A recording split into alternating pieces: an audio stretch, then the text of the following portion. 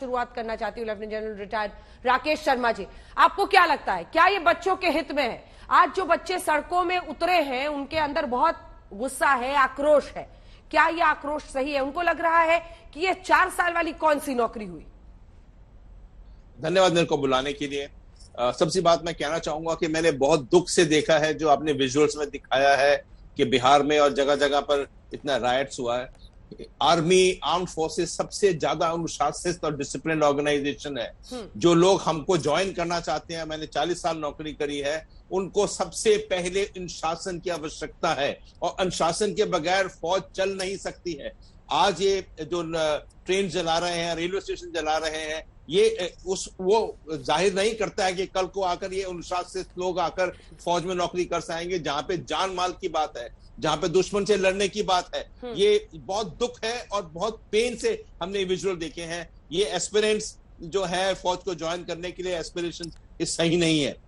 दूसरी बात मैं कहना चाहूंगा कि ये बात सही है कि इस स्कीम में फाइनेंशियल एडवांटेज बहुत ज्यादा है, बहुत अच्छी स्कीम है।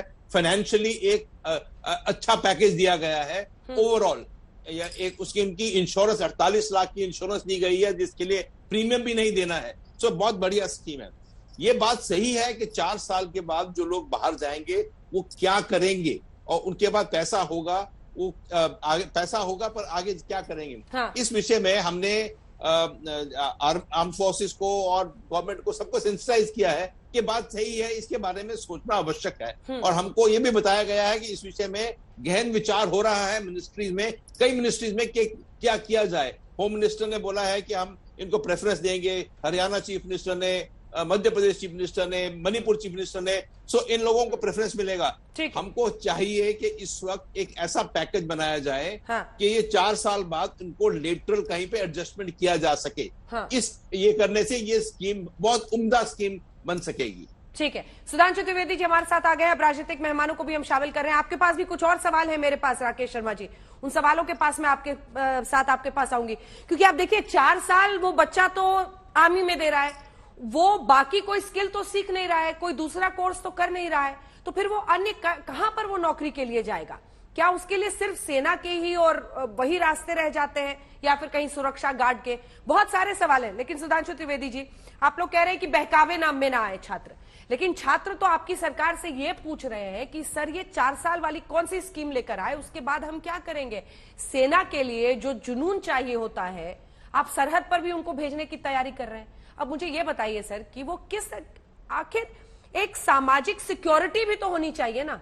4 साल जिसको पता है कि मुझे बस यहां काम करना है, वो कैसे जुनून लाएगा? आज छात्र गुस्से में उतरे हुए हैं, एज को लेकर उनको बहुत दिक्कत है। वो कह रहे हैं कि हमारा तो जिनका एज निकल गया है वो गुस्से में है। 2 साल से कोविड की वजह से सर नौकरियां नहीं ली गई, भर्ती नहीं हुई है। इन सब पर आपका जवाब सुधांशु जी।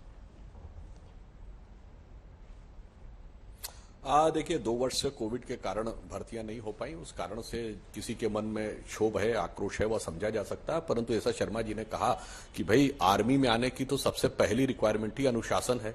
उदाहरण दिया जाता है डिफेंस फोर्सेज में अनुशासन का, तो अनुशासन तो फर्स्ट एंड फॉरमोस्ट है। परंतु मैं, जितने भी लोग हमारे यहाँ पैनल पे बैठे हैं, मैं पूछना चाहता हूं, नौकरी की मिनिमम एज क्या है? कोई बता सकता है नौकरी की मिनिमम एज क्या है? केवल आप सिपाही की नौकरी छोड़ दीजिए तो हर नौकरी की मिनिमम एज है 21 साल। 21 साल से पहले आप किसी नौकरी के लिए आवेदन नहीं कर सकते। ठीक, 17.5 में कौन सी नौकरी मिलती है? पूछना चाहता हूं। 17.5 में तो कोई नौकरी मिलती ही नहीं।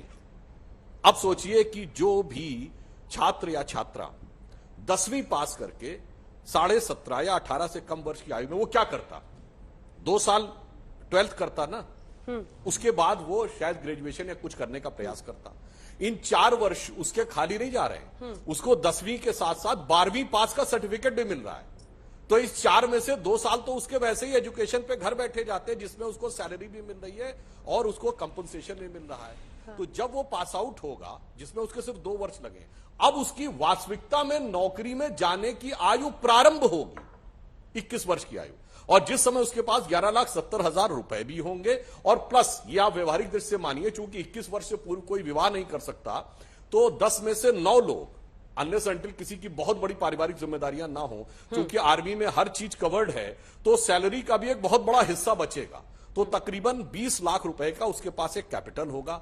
अब तमाम ऐसे बच्चे होते हैं जो इंजीनियरिंग और मेडिकल में इसलिए एडमिशन नहीं पा पाते क्योंकि वो कहते हैं कि 12वीं के बाद कि मेरे पिताजी माताजी के पास 10 लाख 15 लाख रुपए देने के लिए नहीं थे, वो उसके पास अपना होगा। कोई व्यवसाय शुरू करना चाहे तो होगा, अन्यथा वो कोई प्रिपरेशन करना चाहे किसी नौकरी के लिए तो 21 से तो शुरुआत होती है, 28 पे जाके खत्म होती है। जो लेट से लेट इंटर करेगा, सर जो 21 में एंटर करेगा वो क्या करेगा? 24 में पास आउट होगा। सुधांशु जी जो 21 में एंटर करेगा वो क्या करेगा? जी जो 21 में एंटर करेगा वो क्या करेगा? हाँ, मैं उसी पे आ रहा हूँ। आप तो उनकी बात कर रहे हैं जो एडवांटेज में रहेंगे। सुनिए ना सर, पहले सवाल सुनिए ना। अरे मैंने तो बोला भाई, सुधांशु जी सर जो सुनिए, 21 में एंटर एक करेगा, सवाल तो सुनिए सर, सवाल तो सुनिए। जो 21 में एंटर करेगा, चाहे वो सुनिए भाई, मैं पूरी बात तो कर लूं। सर, चाहे वो सेंट्रल आर्म्ड फोर्सेज हो या फिर असम राइफल्स अरे हो, मैं वही तो कह रहा हूं। सब जगह भर्ती की सीमा है 25 साल।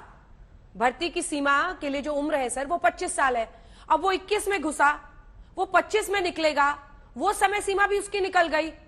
आपने उसको कुछ एक्स्ट्रा स्किल वो सीख नहीं पाया, वो तो सिर्फ आर्मी की ही ट्रेनिंग ले पाया ना, तो कोई दूसरी नौकरी में वो अप्लाई भी नहीं कर पाएगा।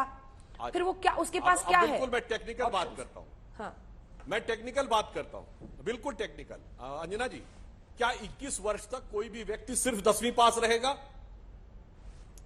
यदि केवल 10वीं पास है और वो 21 वर्ष तक है तो उसके लिए इससे बेहतर क्या हो सकता है कि 12वीं का सर्टिफिकेट और 25 वर्ष में जब पास आउट होगा 3 वर्ष उसके पास और हैं किसी भी दूसरी नौकरी में जाने के लिए, क्योंकि 12वीं मिनिमम क्वालिफिकेशन है किसी भी सरकारी नौकरी के लिए। केवल अगर हम आईएएस आईपीएस जैसी बड़ी नौकरियों को छोड़ दे तो उसके पास वह भी व्यवस्था रहेगी। यानी जो लेट से लेट इंटर करेगा उसके पास भी 3 साल होंगे, प्लस 20 लाख रुपए का उसके पास लगभग पैसा होगा और एक स्किल भी होगी जिसमें वो अन्य जगहों पे जा सकता है, पुलिस में भी जा सकता है, अन्य जगहों पे भी जा सकता है। और अगर वो सिर्फ 10वीं पास रह गया तो, और अगर वो ग्रेजुएशन वगैरह करने के बाद आया है तो उसके बाद उसके पास 3 साल है। अब मैं एक और बात कहता हूं, जितने भी हमारे सम्मानित लोग बैठे हुए हैं, कृपया मुझे बता दें कि विश्व के 5-6 जो सबसे शक्तिशाली देश हैं, एक देश बताएं जहां इस तरह की व्यवस्था ना हो।